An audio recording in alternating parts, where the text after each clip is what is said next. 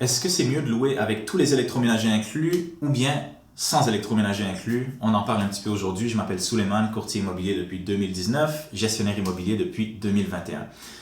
J'ai beaucoup d'expérience là-dedans, j'ai beaucoup d'opinions.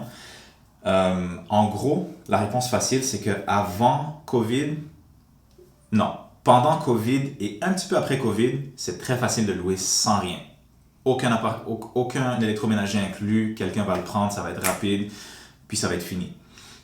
Ce que j'ai observé récemment, c'est qu'avec l'inflation qui commence à se sentir un peu plus, les gens commencent à faire très attention à comment ils dépensent leur argent. Je pense que l'économie va beaucoup plus mal qu'elle allait pendant COVID, quand les taux d'intérêt étaient très bas, tout le monde achetait, tout le monde consommait. Là, on est arrivé plus dans une période où les gens consomment beaucoup moins.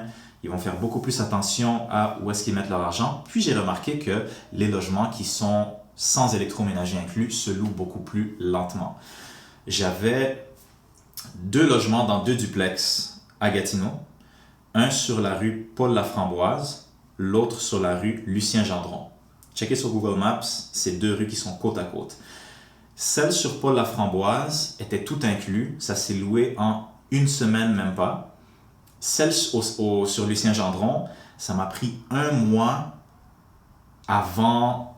Je ne l'ai pas loué en 1 mois. Là. Après 1 mois, j'ai dit à la madame, hey, je pense que ce serait une bonne idée que tu ailles dans un magasin, qu'on achète des électroménagers usagés qui ne sont pas trop chers, qui ont été remanufacturés. Il y a un magasin qui fait ça à Gatineau. Ça s'appelle Beau, Bon, Pas Cher. C'est là que j'achète les électroménagers. Ça vient avec une garantie de 90 jours. Puis une laveuse, c'est 250. Une sécheuse, c'est 250. Les fours sont à peu près 500 $. Puis les réfrigérateurs sont entre 500 et 1000 $ à peu près. Fait c'est quand même respectable comme budget.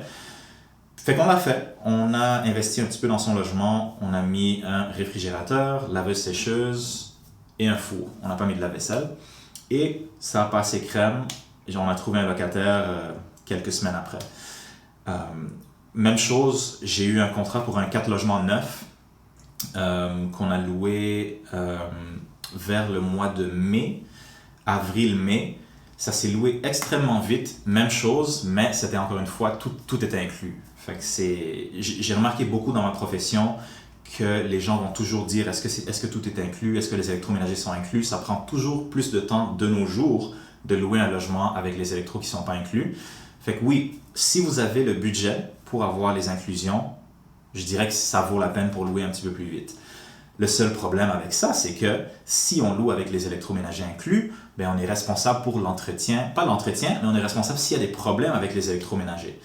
Fait que des fois, le frigo va congeler certains aliments, des fois, il ne va pas fonctionner assez bien, la laveuse qui ne se vide pas, le four, l'élément chauffant qui est cassé. Fait que ça nous fait un petit peu plus de maintenance, mais je pense que ça en vaut quand même la peine. Le risque qu'on a dans l'autre sens, si on loue un logement sans électroménager, c'est que le locataire va amener ses électroménagers à lui. Puis si jamais c'est lui-même qui se déménage avec son beau-frère, ben peut-être qu'ils vont mettre des petites portes dans les murs, peut-être qu'ils vont pas avoir les outils nécessaires pour soulever les réfrigérateurs, tout ça.